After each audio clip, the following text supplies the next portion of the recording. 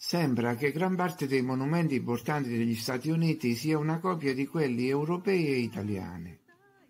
Abbiamo infatti una torre di Pisa, una Torre Eiffel, una Statua della Libertà, un Campidoglio in ogni stato e cattedrali praticamente ad ogni angolo.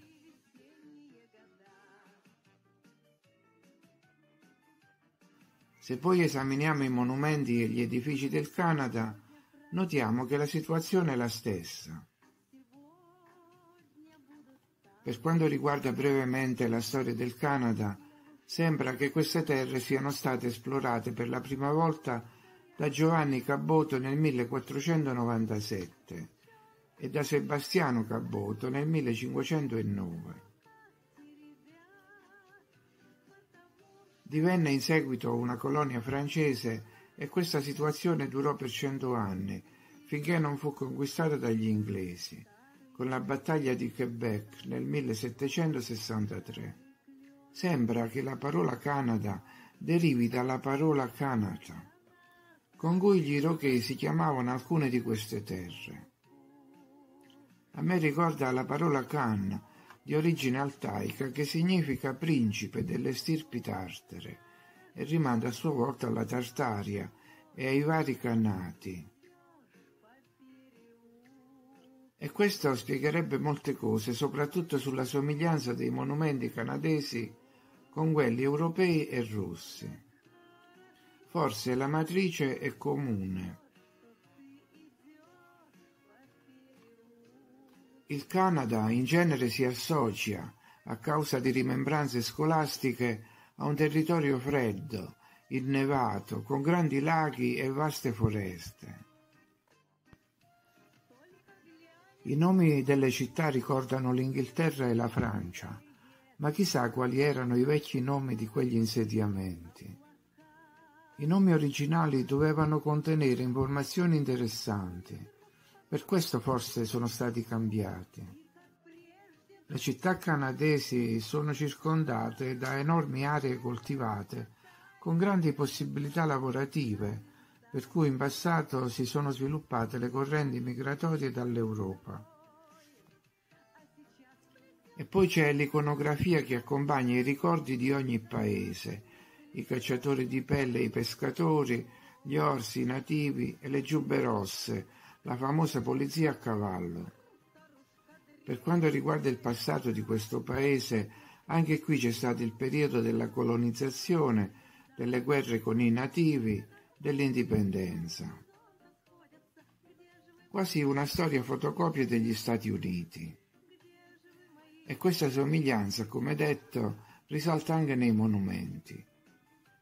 Se osserviamo le foto degli inizi del secolo scorso, in cui meglio si può cogliere la misura del tempo, quando ancora cioè i maestosi edifici non erano stati inglobati dai grattacieli o ristrutturati fin quasi a mimetizzarsi con la civiltà moderna, risaltano anche qui le numerose cattedrali con alte guglie, le torri e i palazzi con colonne. Un'architettura romana anche qui architetti sopravvissuti che rinnovano a distanza di secoli le loro abilità misteriose. Costruttori che spaziavano dalla Russia al Nuovo Mondo. E gli architetti moderni non hanno mai notato anomalie in queste costruzioni, non si sono mai posti il problema rappresentato dalle somiglianze. A quanto pare no, neanche davanti a un edificio come la vecchia sede della Banca di Montreal. Se guardiamo bene, somiglia molto al Pantheon di Roma, o a quello di Parigi, o ad altri in America, e persino alla Basilica di San Francesco di Paola a Napoli. Sono solo copie o sono stati tutti costruiti nello stesso periodo? Infine, la domanda principale. Se tutti gli edifici antichi, fra virgolette, in America e Canada sono stati ricalcati su quelli europei o russi, qual è stata l'origine di questi ultimi? Chi ha progettato e dato il via a queste costruzioni per primo e chi ha fornito i progetti ai successivi costruttori? E non solo le strutture esterne, ma anche gli interni delle cattedrali canadesi sono uguali a quelli europei. Le vetrate hanno gli stessi colori e rappresentano le stesse scene. La presenza sulla terra di migliaia di cattedrali non finirà mai di stupire.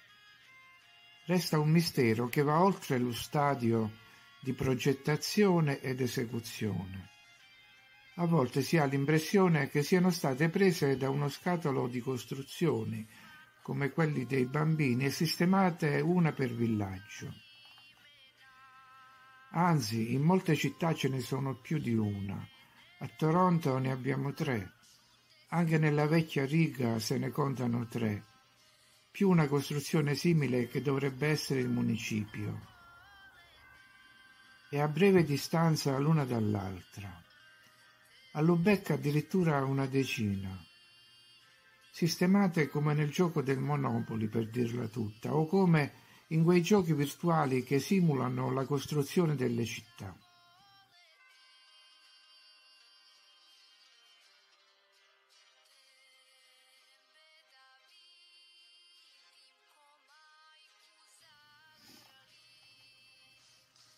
A Bristol si vede chiaramente che è preesistente all'insediamento successivo, una cattedrale così bella solo per servire gli abitanti delle baracche circostanti. Anche a Canterbury risalta la grandezza. Non può essere stata costruita dalle formichine che si vedono al suolo. Anche a Friburgo è lo stesso. Ma accanto alle cattedrali e ai palazzi ci sono anche in Canada enormi edifici di un'epoca a noi più vicina, che vanno sotto il nome di hotel. Un'epoca più vicina, ma non sappiamo se è una naturale evoluzione in senso negativo della precedente, oppure un'altra storia, un'altra civiltà, un altro reset. E che sia successo qualcosa di terribile anche qui lo possiamo vedere da questo edificio, Windsor Station. Il diluvio di fango deve aver interrato i piani bassi, altrimenti chi costruirebbe un edificio così imponente su un terreno in pendenza?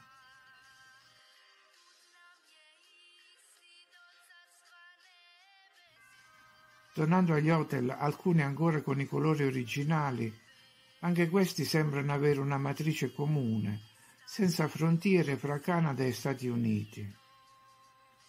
Hotel di 15 o 20 piani, di cui l'ultimo, l'attico, presenta un'altezza maggiore, come la base dell'edificio, e finestre enormi. Erano forse i piani riservati a creature di diversa altezza? Questa è la Banca Reale del Canada, 20 piani, portone enorme, attico più alto. Ma chi viaggiava così tanto 100 anni fa per avere bisogno di tutti questi alberghi? Nella vicina Chicago ce ne sono davvero molti. Circa 1000 stanze per albergo, se non di più. E cosa c'era in quelle stanze? Solo il letto. Non certo la TV o il telefono. Cosa faceva la gente che arrivava in città? Ma erano davvero alberghi prima? Questi palazzoni però sono già di un'epoca posteriore, forse c'era almeno l'acqua corrente e dei bagni, cose che di certo non c'erano nelle strutture precedenti, anch'esse con centinaia di stanze. Strutture non eccessivamente alte, ma molto estese in lunghezza. Chi si muoveva all'interno? L'intera corte del re e i loro servitori? E da dove venivano tutte le candele per rischiarare gli ambienti la sera? E come avveniva il riscaldamento? C'erano cataste di legno e camini in ogni stanza? E chiunque abbia avuto esperienza con un camino sa bene che metà del fumo resta nella stanza e tutto comincia ad annerirsi. E quando i servitori si aggiravano fra una stanza e l'altra, chi preparava il cibo, quante carrozze occorrevano? E come si lavavano i vassoi, o come si smaltivano i rifiuti? E se qualcuno aveva delle necessità e si trovava all'ultimo piano, quanti chilometri di corridoio doveva percorrere prima di trovare un po' di privacy. A volte siamo nell'impossibilità di comprendere, ma qualcosa sappiamo. Le altre civiltà avevano preso sentieri diversi e poi sono sparite, lasciando edifici che non si adattano al nostro modo di vedere il mondo. Ci toccherà la stessa sorte?